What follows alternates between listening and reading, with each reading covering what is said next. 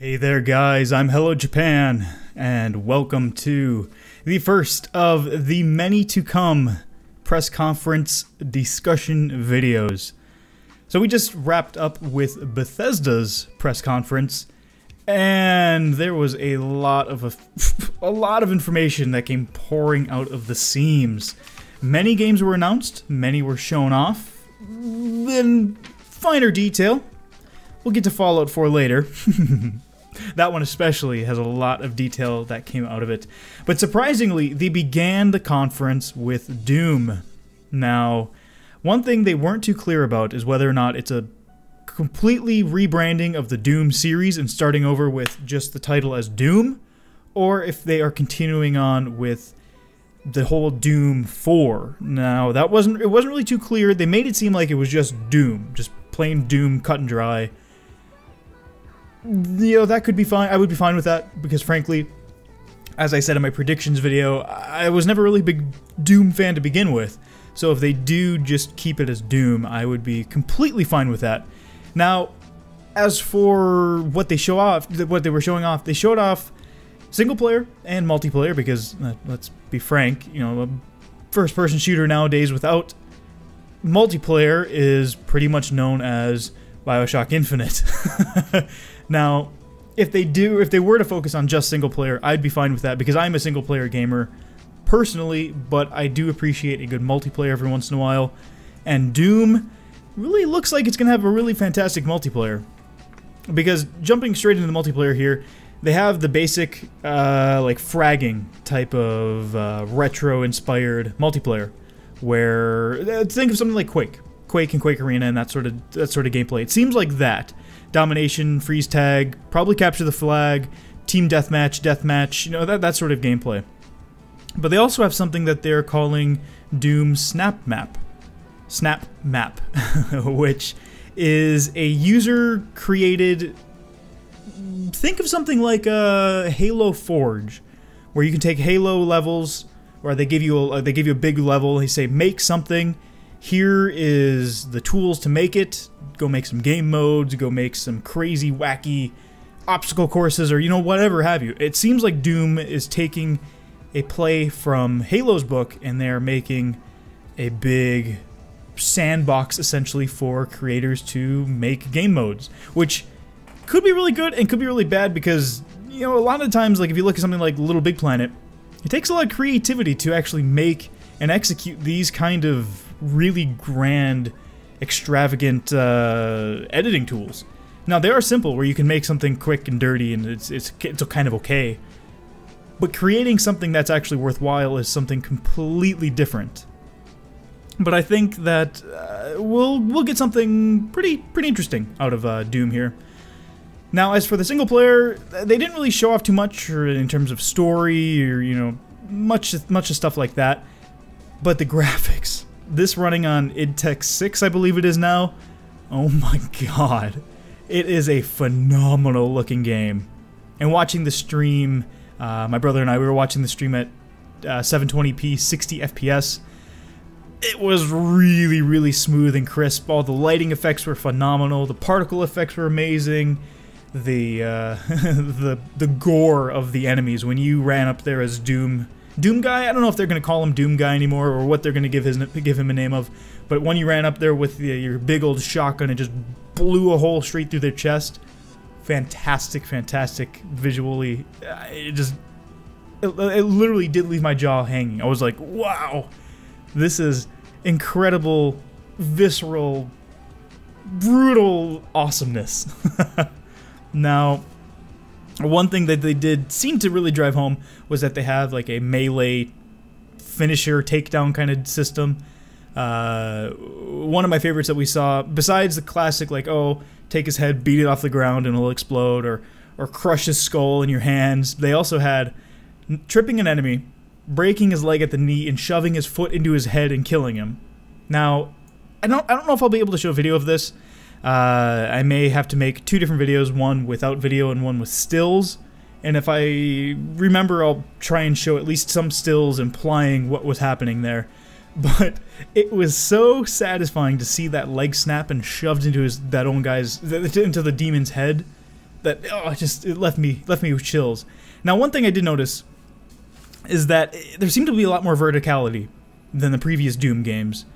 Now, don't get me wrong, Doom was never really like, it was the granddaddy of shooters. I respect it for that, but it wasn't. But with like Doom 3, it really took more of a horror, closed quarters, linear, kind of approach to gameplay. But this is like, it's a big open place. Foundry level was basically where they first started, Foundry, and then later on they went to like a hell level.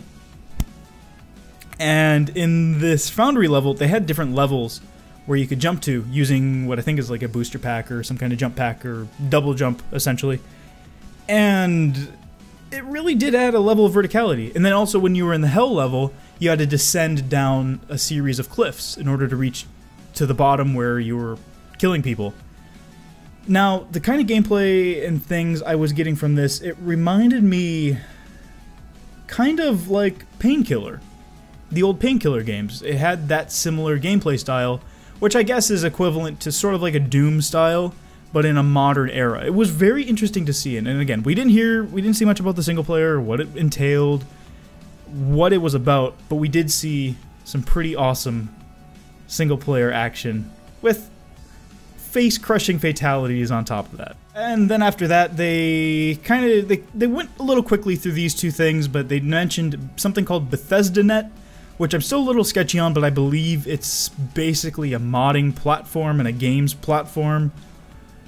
I'm guessing it might be something similar to Uplay, sadly, but it seems like it. I'm not really sure though. They explained it relatively quickly, and I wasn't too sure what they meant by it. It seems like a modding platform, maybe something akin to like the Nexus, or I guess Steamworks maybe, and maybe it's sort of their way of taking what Steam started doing with paid mods and maybe applying it themselves. Now that could be kind of cool. Who knows? We really don't know too much about it, but if you have any information, please let me know in the comments, because it would really be cool to find out more about this. This is literally me coming straight off of watching it and making a video though, so still a little sketchy on the details. Now after that, they talked about Battlecry, their, I guess, Team Fortress 2-esque kind of game, team-based combat. It seemed okay. It was kind of cool. Not really my cup of tea, just because I've never really been a big multiplayer kind of person.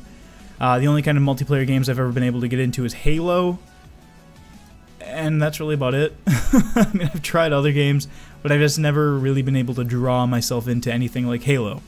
It always just comes back to Halo for me. But something to mention about Battlecry, the day of the stream, which was June 14th, that night they released a public or a global beta sign up. So you can go sign up for the beta at this date, and you'll get priority if you sign up before June 18th. Now, this video is probably going to end up going up on the 15th, June 15th. So if you see this before the 18th, you still have a chance to get in and get into that early beta. So go sign up now if you're interested. I think it's battlecrythegame.com, or just search Battlecry beta sign up on Google, and I'm sure you'll be able to find it. Then after that, they showed off some Dishonored 2. Yes, those of you who watched my Dishonored playthrough, whether it was the 360 playthrough or the PC playthrough, you know I like the game. I really, really do like Dishonored, and it was a lot of fun. And I'm very, very excited to see the Dishonored series continue. Now, the interesting thing is, I thought they would take a completely different route with Dishonored, not necessarily trending away from assassin, stealthy, that sort of thing, and choices, but more so different characters and a different time period or something like that. But interestingly enough, when the game takes place, rather, is when Emily Caldwell, the child of the Empress who was assassinated in the first game, it takes place when she is, I'm assuming maybe in her 20s, at least it looks kind of about that age range, maybe her maybe her like late teens, but for all I know she could be in her 30s, I'm not really sure, but she is older, she's an older adult, and in this game you get to play as either Corvo or Emily, and they play a little bit differently, but you also get to either stick with stealthy, kill no one all the way through, or kill everyone all the way through. It's basically the same idea as Dishonored 1, but this time you get to play as 2 different characters, which has me very excited, and we should be seeing it. Actually, I didn't say a release date. I'm assuming we're going to see it probably late 2016, early... I don't want to say 2017, but I'm probably going to say late 2016 is when Dishonored 2 is going to be coming out. So they tease it here, give you a little bit of information, and then drop the bomb on us next E3.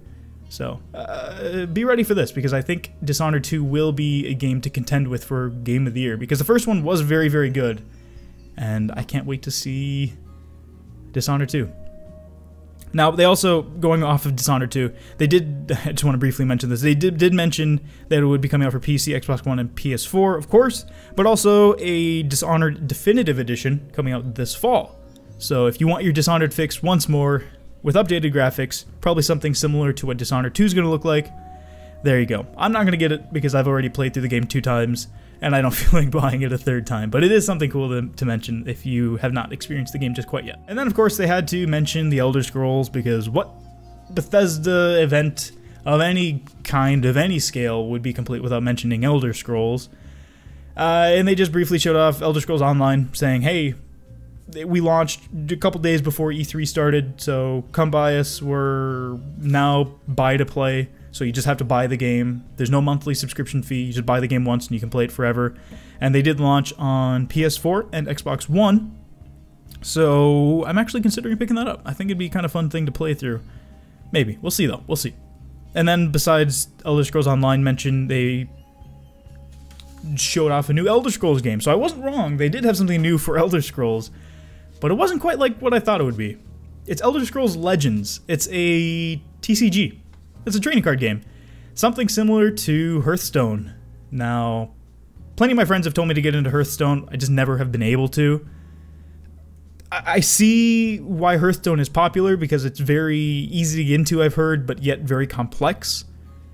And I guess the addiction level is very high with Hearthstone, and I could see Elder Scrolls working out very, very well with this kind of thing, because just similar to what Blizzard has, I think with Hearthstone they use like all their properties, or at least maybe just the Warcraft ones, I'm not too sure. But with Elder Scrolls, it fits perfectly alongside something like Hearthstone. But I believe with, and maybe I'm wrong, but with Elder Scrolls they have a whole continent, and I guess to a certain extent Warcraft does too with Azeroth, but with Elder Scrolls, it's like massive, and you have all the Oblivion stuff, the Daedric Lords, and all the princes and kings and Stormcloak people, like every game from what was it, Daggerfall? Was that the first one? No, I don't think Daggerfall was the first one. I think it was Elder Scrolls Arena was the first one. But from Arena all the way, or whatever the first one was, to Skyrim, you have many, many, many years of lore to explore and create cards from. Now, they didn't show any gameplay, they showed a little teaser, no date on it or anything, but I would say it's something to keep your eye out for. And if you're really into TCGs, this is something to probably take a look at later down the line. Now, will it be as big as Hearthstone? Probably not, but it is still something to take a look at. And of course, last but not least, Fallout 4. Yeah, they had a good old Todd Howard come on out and give us tons of information. They spent a huge, ridiculous amount of time on Fallout 4 and another game that was announced that I will get to in just a moment. But Fallout 4 looks incredible. The level of detail they have in the game, the level of customization that they have in the game is impeccable. Just compared to anything that Bethesda Softworks has done up to this point, it's incredible. Now, if you think Skyrim, with the mods, had some really cool things, just wait until you see Fallout 4.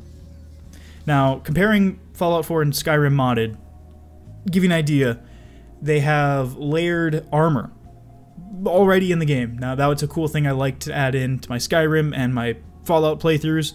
Layered armor was a really cool thing to have, as well as a feature which I think is really cool. Very extremely customizable weapons. Think something akin to Borderlands, but you have the control over what you can change. So everything in the world can be broken down into parts. So say if you pick up I don't know, a lunchbox. You can collect scrap out of it, scrap metal of some kind. It's very specific. Wrenches will give you something, scrap metal will give you, or wrenches will give you something, lunchboxes will give you something, tires will give you something. Everything will give you something different, and you can use those items to modify, say, a laser pistol.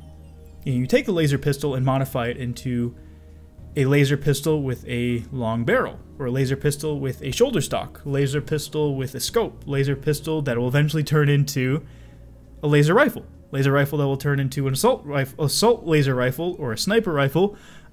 You get what I mean. And there's, I think they said base of 50 weapons, either 50 or 20. I don't quite remember, but you can take all of these little things you make and create hundreds of different weapon variations, and all kinds of things from these starter weapons, which I think is really, really cool. And now another thing they did announce, they said they completely reworked the combat system.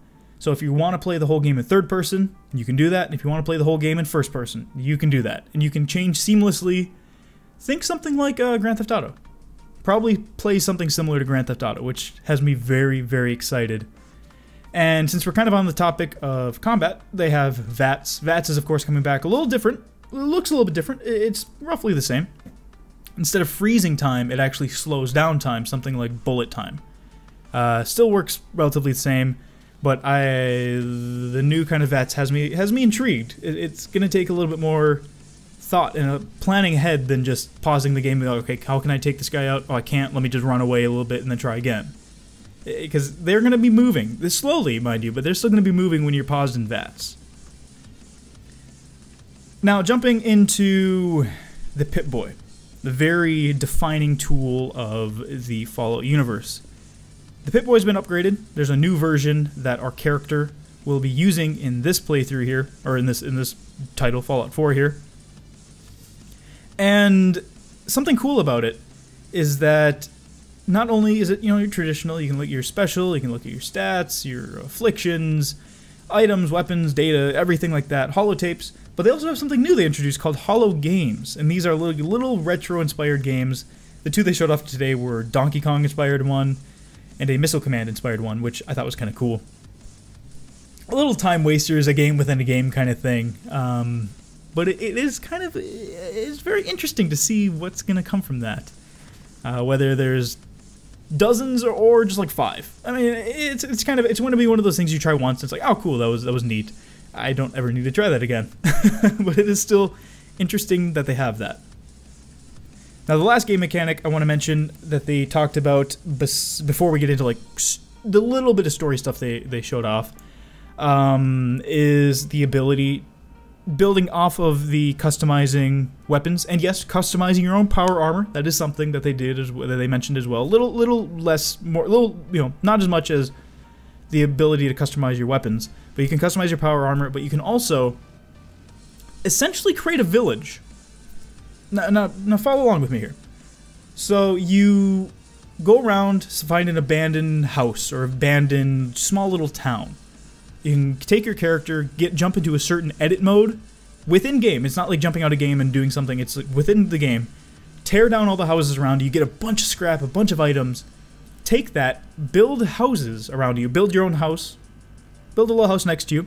Build, let's say, a shop, an empty shop or a shop store. You can live there. People can move in. You can make money off these people. You can open up multiple towns, create Brahmin caravans that go between the towns, and also you have to put up guards or turrets of some kind to keep raiders and super mutants and all kinds of nasties out of your towns, as well as help the Brahmin caravans between the towns. Now that, again, it's like a game within a game, and you can spend hours doing this, and it has me very, very intrigued because I like these kind of things in games. Now I may not, whenever I do playthroughs and things, I may not spend a lot of time on these extra things, but personal playthroughs and personal time spent with these games, I do spend hours fiddling with all of these little details and like, oh, make my house look a little bit nicer, make it look, like this or like that. But I'm very, very excited to see what can come out of all this potential customization that Fallout 4 has to offer. Now, as for the story, the little bit of story that we heard was quite interesting. Quite interesting to say the least. It begins before the nuclear strikes. So 200 years before the events of Fallout 2, or Fallout 3, I guess Fallout 4. Because Fallout 4, I believe Fallout 3 and Fallout 4 take place 5 or 10 years apart, something like that. But it takes place 200 years before the main section of the game. Now, how that happens, we're not sure, but we take ourselves, our voiced character, mind you, which I think is kind of cool, because I'm getting the vibe of something like a BioWare game, where Shepard was voiced. It still felt like your Shepard, but it had a voice attached to it, and the dialogue options were very small. You had 4, assigned to the face buttons. I guess they showed off an Xbox controller, so A, B, X, and Y. Each of these things had dynamic options and dynamic choices that would change as you talked with the people. And that's exactly what Fallout's doing. So I'm really glad that they're taking a play out of BioWare's book, doing the whole dynamic discussions, talking to the same people multiple times will give you multiple results depending on their mood to you, how you are to them, and, that sort of thing. It has me very, very excited.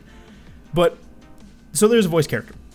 It's no big deal, people. Calm down. We have it in plenty of our RPGs. Let me know if you think it's a bad idea. I think, personally, it's fine. BioWare does it. Tons of other game developers do it. And I know that the series is known for the silent protagonist, but it's the evolution of the series. Come on. But as for the story, like I said, you begin before the Fallout. You create your character in a very interesting way. You have your husband and wife. If you finished customizing with the wife, you play as the female. If you finish customization with the husband, you play as the husband. And judging on how you customize both of them, your child will look different. Now, whether or not that's significant, we're not really sure, because again, they didn't show us too much about the story, just enough to get a taste.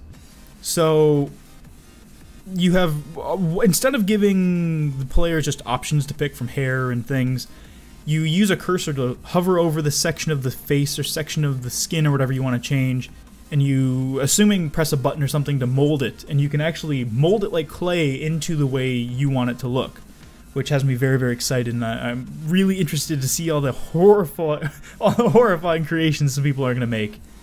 Something similar to like what people make in Dark Souls and Bloodborne. Some hideous monsters like that, so that should be pretty entertaining. But after, it's notified, after our player is notified that nuclear strike is about to happen, we head for the vaults, and it's kind of cool that we see some parallels between the trailer that we got a couple days ago, or I guess a week ago or so, and what we saw for the gameplay trailer. Same exact thing. So if you pay attention and go back and look at the trailer, I think the male person running kind of close to the woman holding the child, that's our player character, which is a kind of cool thing to note. So we run into the vault, somehow get into the vault after the explosion goes off, and then through some unforeseen or unstated, at least so far, circumstances, we re-emerge 200 years later, and we see the waste.